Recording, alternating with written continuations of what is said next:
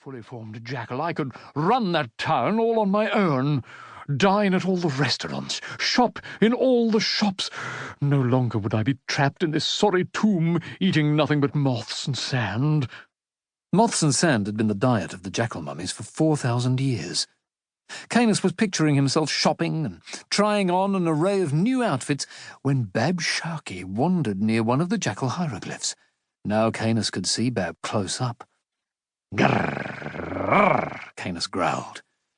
"Before I can get near those animal mummies, I need to get rid of that Pharaoh boy, whatever his name is." Canis lifted the heavy helmet off his head and set it aside. Eyes closed, he tried to stretch his sore neck by turning his head from side to side, but his head wouldn't turn. Something was stopping it. It was like there was a big pillow up against him. He opened his eyes and screeched. The entire tomb was filled with moths. Around him was a cloud of them so thick he could barely move his head. Squealing, he leapt up. He ran around the tomb and waved his paws in front of his face, shoving through the thick clouds of moths as best he could. He sprinted to his wardrobe and saw that the moths had eaten through all of his precious outfits and disguises. "No!" he cried, picking up some scrappy pieces of cloth. They'd once been a purple and yellow striped jumpsuit. He glared at the tiny moths as they tucked into the fabric, enjoying the taste of Canis's fashion. Canis's long-pointed ears went rigid with anger. "Curse that Bab Sharkey! He turned my slaves into cactuses, and now there are no jackals to eat the moths. They've bred like moths." But then the jackal's eyes started to glow. "Wait a moment," he muttered. "Moths eat fabric. Moths eat bandages. Moths destroy mummies." Of course. If an animal mummy loses its bandages, it burns up and dies. He grinned and licked his chops before coughing up a couple of moths. His disguises were destroyed, but nothing could interfere with Canis's imagination when it came to fashion and costumes. Pushing through the moths, he gathered up armfuls of the many burnt-out candlesticks that decorated the walls of the tomb. He took his needle and thread and began sewing the candles onto a lush curtain that hung from the ceiling. The moths would have eaten the curtain too, except Canis spared no expense when it came to drapery. His curtains were far too thick for an insect to chew. It was dark in the tomb, and the thick clouds of moths made it even harder to see, yet Canis sewed as best he could. "Soon Mumphis will be mine," he chuckled.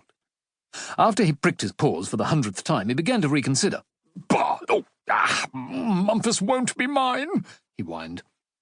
He glanced over to a vast stone wall covered in hieroglyphs. This was the magic wall he used to contact the Unpharaoh's spirit in the afterworld. He said. "My mistress would know what to do, but her last plan to kill the animal mummies backfired. And besides, she'll be so impressed with me once I destroy them all myself." Canis worked away all day. When night fell, it was done. He stepped out of the tomb into the cool desert air. A special cape was draped around his body. It was the thick curtain from his tomb, now studded with many sewn-on candles. "This is my greatest plan yet," he declared. "Even greater than the time Actually, I can't recall any other great plans. Bah!" Standing near the doorway, he struck two small stones together to make sparks. One by one, he lit the candles on his cape. As the candle cape glowed in the night air, the thousands of moths in the tomb flew out. They flocked to the flames. Canis was utterly surrounded by moths. They hovered around him and flapped in his face. Satisfied, he padded off over the sand towards the gates of Mumphis. Wherever he went, the moths followed. Flip-a-flap, flip-a-flap. Canis laughed, occasionally breathing in a moth or two. "Ah! Oh! Ah!" he sometimes cried as candle wax dripped onto his paws. After a while, Canis stood before the huge, rusted gates of Mumphis. "Well, here we go," he muttered to himself. He took in a huge breath.